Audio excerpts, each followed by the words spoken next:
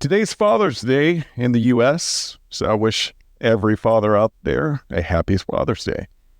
Today's episode is shorter because it doesn't need a lengthy breakdown.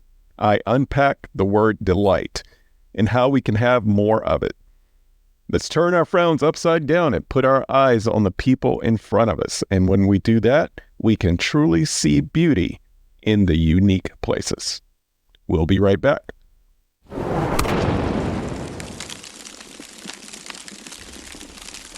You are listening to the Work-Life Eubiosis podcast with your host, Charleston Edwards.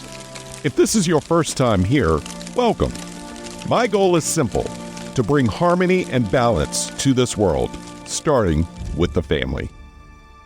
There is so much more to life than the 9 to 5, and this show is designed to bring you inspiration, motivation, and practical solutions to bring balance and joy back to your life. Work-life balance is not a myth, it's a choice. Themes on this show range widely between faith, family rhythms, work, and lifestyle philosophies.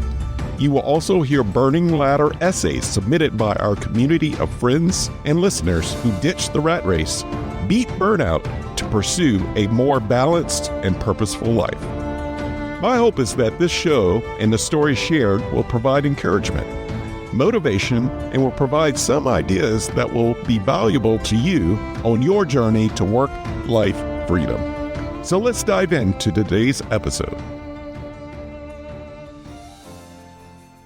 This is the best meal I've ever had. This line is frequently said in our family. It's a running joke because it's said so often. The cook on the receiving end of this compliment is appreciated, but typically just rolls their eyes. The conversation ends with, "Then this recipe should be saved and you will be invited back again." The power of compliments and verbal affirmation can win over your worst enemy. If it has that much power, imagine what it does for the people you love most. Verbal affirmation is one of the 5 love languages. And hey guys, if this is not your wife's primary mode of connection, it's still okay. A genuine affirmation is always welcome.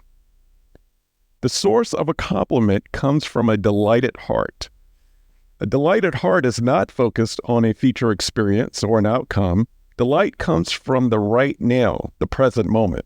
It's appreciating when your wife comes in the room wearing your favorite outfit. The only response should be, wow. It goes without saying that delight can be sniffed out by living outside the moment. We lose delight by our striving. We lose delight by keeping our eyes on our devices. We lose delight by pulling out our phones so often to catch the moment instead of enjoying the moment. Delight is 4 things. First, delight is grateful. Not every moment in life is the best meal ever experienced. We have to eat raw broccoli. But we can't forget that our trials, the broccoli of life, are for our good. It's for our growth, maturity, and wisdom. Our test will turn into our testimony. When we stop and reflect back, we can be delighted that whatever didn't kill us made us stronger. Choose delight over disgust. Secondly, delight is careful. It lives fully in the pause.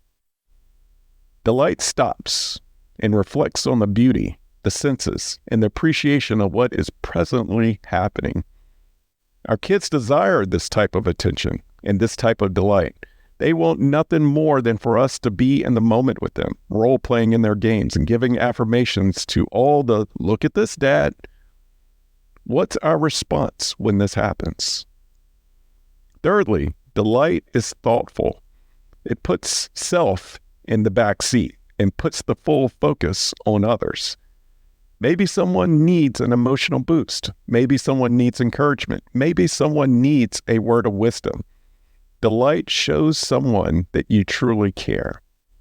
And lastly, delight is truthful. We have to be careful when we throw out our compliments that aren't genuine. No, I'm not saying to lie or be inauthentic. Sometimes we have to look deeper within the moment of frustration or the initial taste or overshadow our internal desire to move away from the awkwardness. When we can combine the grateful, careful, and thoughtful approach to delight, there we will find a truthful phrase that lifts someone up versus tearing them down.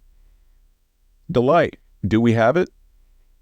Today is the day to be reminded that we can slow down our careers so we can appreciate the beauty in our homes, in our community, in our kids, and in our spouses.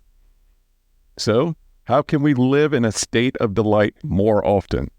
Number 1, give appreciation to everyone. Choose one word that can part the Red Sea. Wow or thank you. They both work. Number 2, stop or slow down. Look around, open your ears, take a sniff, take a deep breath. Be grateful if you have all your senses and wits to do this. Number 3, search it out. Let's rephrase the cliche, the devil in the details. No, there is joy in the details, the mundane. When we chase the extraordinary, we lose out on the blessings of the ordinary. Consistency and discipline are beautiful because the two together are extraordinary. And lastly, smile. There is nothing more beautiful than sharing a smile and receiving one. It's contagious. Have a delightful day and a delightful week.